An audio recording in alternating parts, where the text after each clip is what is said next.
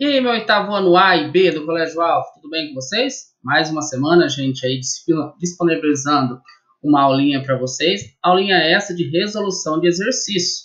Na semana passada, eu disponibilizei para vocês uma aulinha que estava lá no Homeschool, que falava sobre ordens nacionais, né, estados e ordens nacionais, né? E essa aulinha eu deixei alguns exercícios para vocês realizarem e hoje essa videoaula é para a gente comentar e corrigir esses exercícios. Então, ó, capítulo 8, exercício número 1, página 152. Vamos lá. Pausa o vídeo, vai lá, pega o livro de vocês e vamos corrigir, beleza? Então, gente, o exercício número 1, ele traz o seguinte enunciado. Um Estado moderno se constitui em elementos que vão como nação e território. Então, o que caracteriza uma nação e o que define um território? Ó, para a gente começar a falar o seguinte, a nação, ela é o quê? Ela é um grupo de pessoas que é constituída, assim, porque eles têm um pertencimento de identidade, assim, que é o quê? Eles compartilham dos mesmos costumes, das mesmas tradições, dos mesmos valores e até mesmo dos elementos culturais. Então, isso é uma nação. A nação brasileira, a nação, principalmente a gente vê essa questão de nação quando a gente fala na questão do futebol, lá, a nação brasileira, coloca a camisa verde e amarela, vai lá e torce para o Brasil com as suas bandeiras lá. Então, basicamente, nação é isso. E o que define um território? Primeiramente, a gente tem que entender que o território é uma porção de terra, né? É uma porção de terra delimitada por fronteiras, né? Então, essa extensão de terra ela é delimitada por fronteiras e dentro dessa extensão de terra, esse espaço aqui, ele faz que a sociedade ela construa sua identidade ali dentro. Então, a sociedade ela seja oriunda daquele território. Então, o Estado ele organiza aquele território, o Estado ele exerce a sua jurisdição sobre o território. Então, o conceito de território basicamente é uma porção de terra, né, uma extensão territorial com fronteiras, limites territoriais. Então, se a gente pegar o mapa da América do Sul, o Brasil tem o seu território brasileiro, né, e tem, a partir das suas fronteiras, são os outros países que compõem o Estado, beleza? Essa é a questão número 1. Vamos para a questão número 2, lá na página 153. Por quais motivos os Estados-nação tendem a se associar em blocos, né? Ó, a gente tem vários motivos pelos quais esses Estados-nação se associam entre si ou em blocos. Uma necessidade de relação é a questão comercial, né? A questão de exportação e importação. E também ele se associa em busca dessa questão de hegemonia, não só comercial, não só econômica, mas também bélica, para ser protegido em guerras, né? Que uma vez que existem estados mais poderosos, estados menos poderosos, esses menos poderosos eles vão tentar se unir aos mais poderosos para que eles sejam protegidos, né? Tanto economicamente como em questões de guerras, e esses estados poderosos eles vão tentar pegar alguma coisa em troca, né? Ah, você quer se unir comigo? Você quer que eu te proteja em alguma questão? Então, mas o que você tem para me dar em troca, né? E principalmente essa questão de alianças militares. Vamos pegar um exemplo dos Estados Unidos. Os Estados Unidos ele tem bases militares em todos os continentes, quase em todos os países do mundo. Porque quem vai querer ser contra os Estados Unidos? Todo mundo vai querer ser aliado aos Estados Unidos, que é a maior força bélica do planeta, né?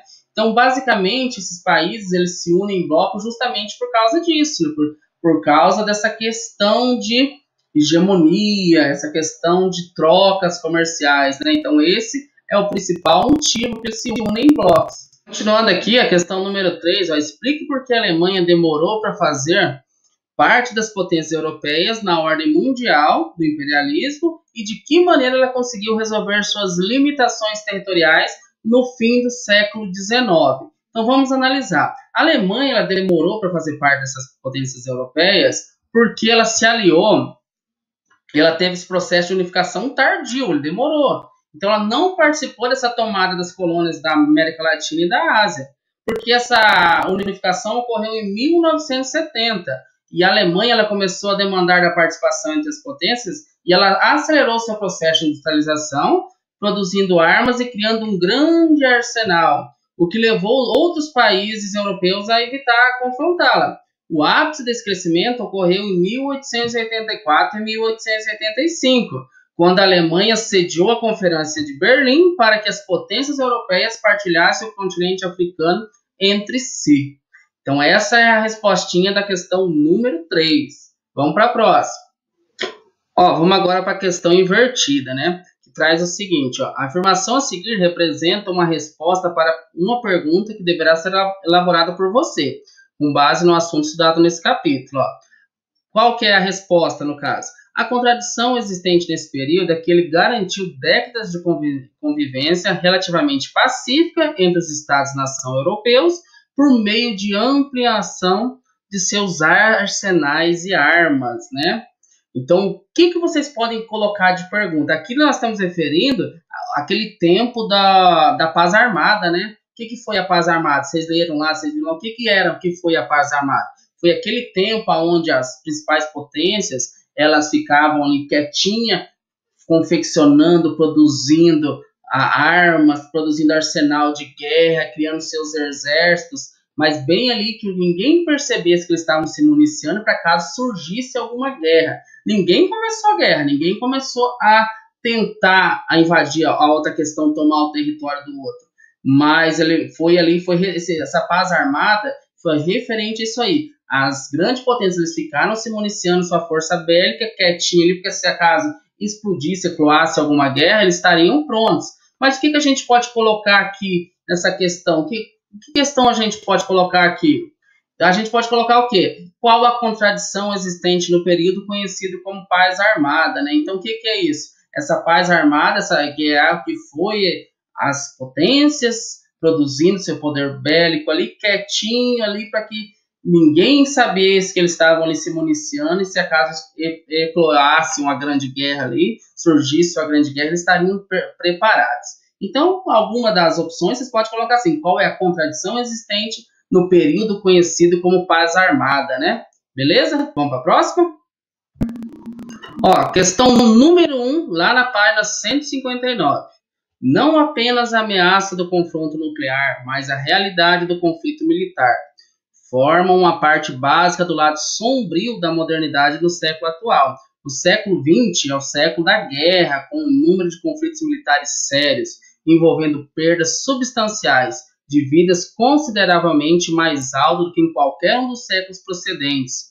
No presente século até agora, mais de 100 milhões de pessoas foram mortas em guerras, uma proporção mais alta do que a população do mundo no século XIX, mesmo considerando-se o crescimento geral da população. Então, isso aí foi um livro tirado das consequências da modernidade, lá de 1991. Então, o que pergunta aqui? As duas grandes guerras do século XX tiveram alguns aspectos, causas e semelhanças. Cite 2 fatores comuns que desencadeiam tais guerras e cite 2 razões de suas naturezas destruidoras.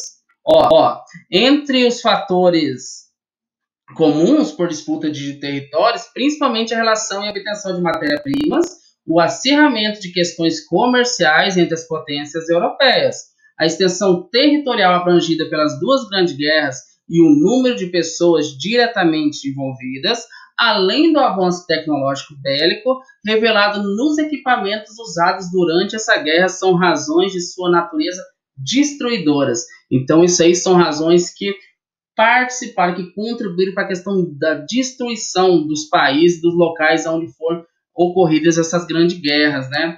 Então, os avanços tecnológicos bélicos, os equipamentos utilizados durante as guerras são os principais fatores de natureza destruidoras dessas 2 guerras ocorridas no século, né? Beleza? Então, vamos para a próxima.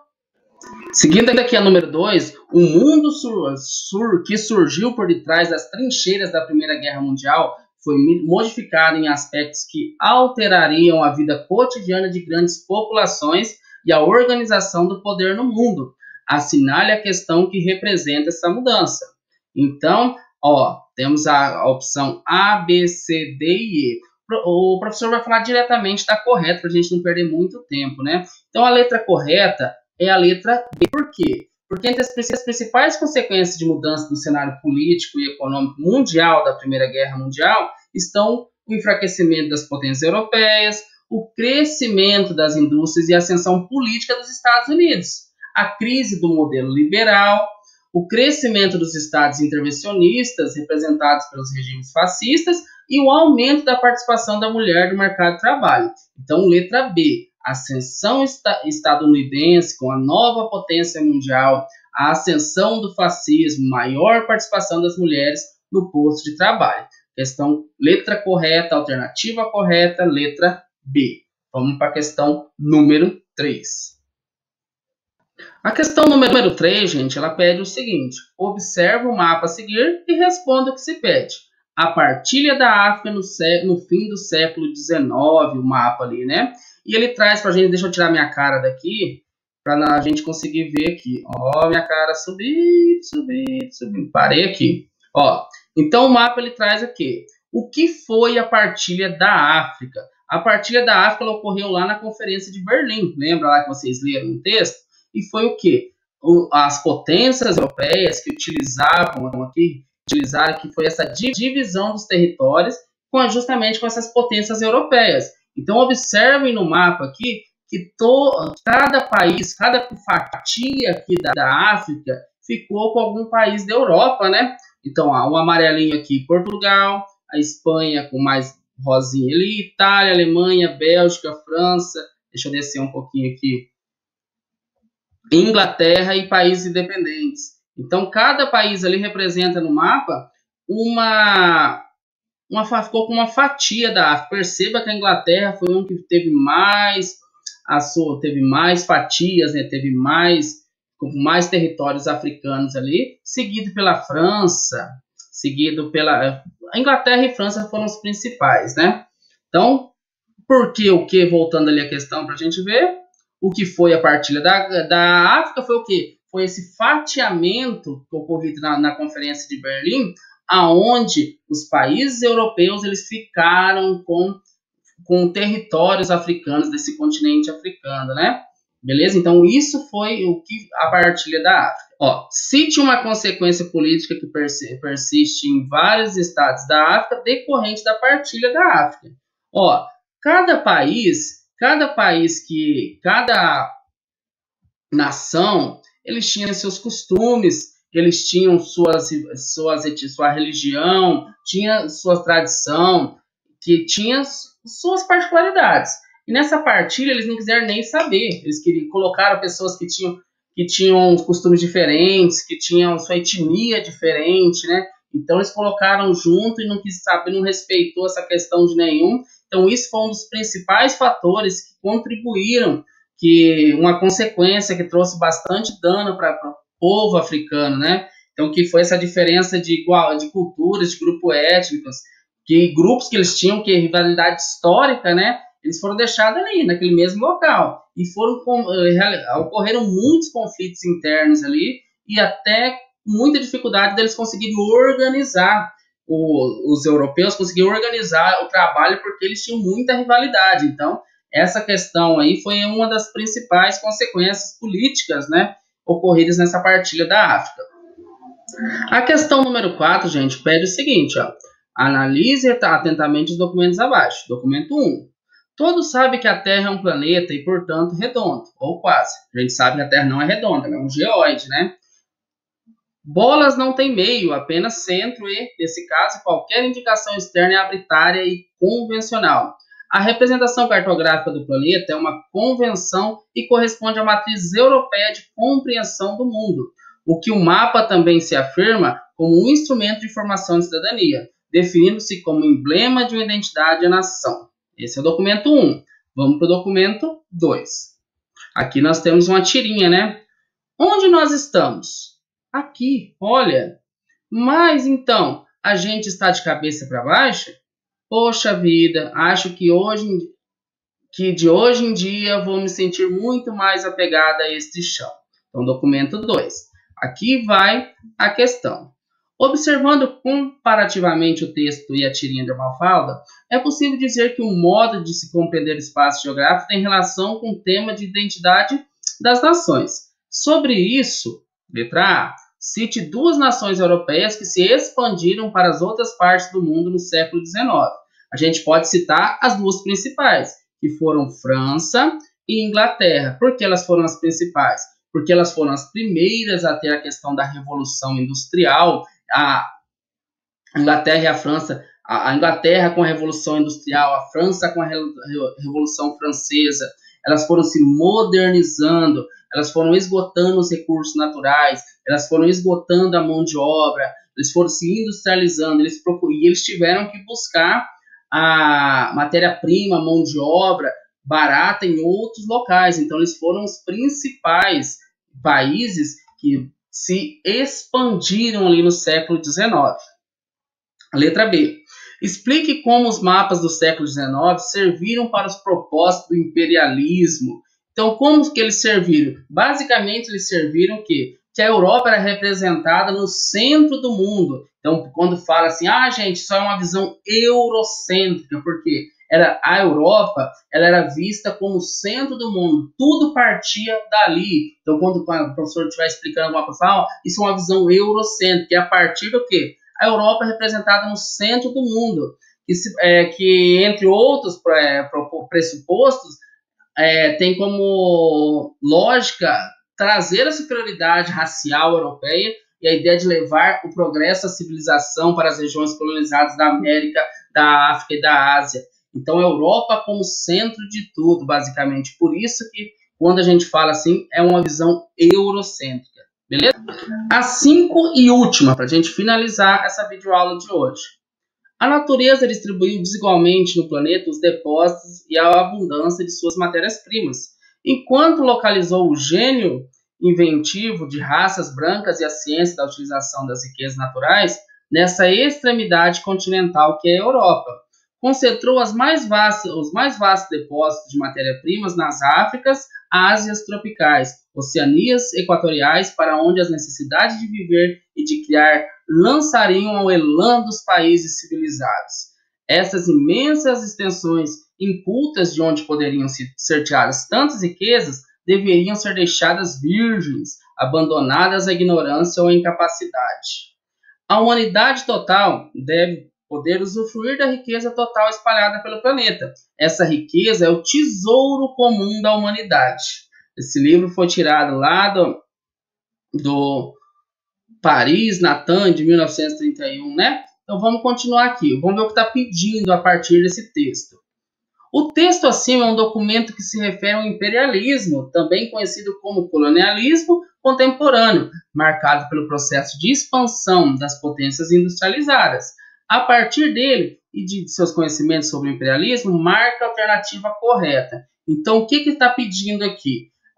Esse texto, basicamente, ele traz o quê? Que é o processo de desenvolvimento das potências industrializadas baseou o quê? Na exploração dos recursos minerais, cuja essa exploração econômica era justificada pela vocação civilizadora e humanista, a superioridade racial e europeu. Conforme eu comentei para vocês ali na última questão, a Europa ela se industrializou através da primeira e segunda revolução industrial muito rápido, esgotando seus recursos naturais, esgotando a produção, a mão de obra, e ela teve que buscar mão de obra, buscar matéria-prima em outros países, em outros continentes. E eles chegaram o quê? Com essa visão, chegavam passando para que era importante, que eles iam colonizar, que eles iam trazer o progresso para esse país, mas nada, eles queriam justamente a matéria-prima e a mão de obra. Então, basicamente, foi isso aí. Então, a gente falando basicamente sobre esse processo, a alternativa que melhor se encaixa é a alternativa E. A expansão e exploração europeia sobre imensos territórios do mundo correspondia às necessidades do capitalismo industrial e expansão, e tinha por base discursos justificadores, alguns deles fundamentados na noção de superioridade racial e na suposta missão civilizadora. Foi basicamente isso aí que o professor comentou com vocês. Espero ter ajudado. Se caso ficou alguma dúvida, na próxima aula o professor disponibiliza mais uma videoaula explicativa e na outra sequente a gente faz mais uma de resolução de exercício. Um forte abraço a todos, né? E fiquem com Deus!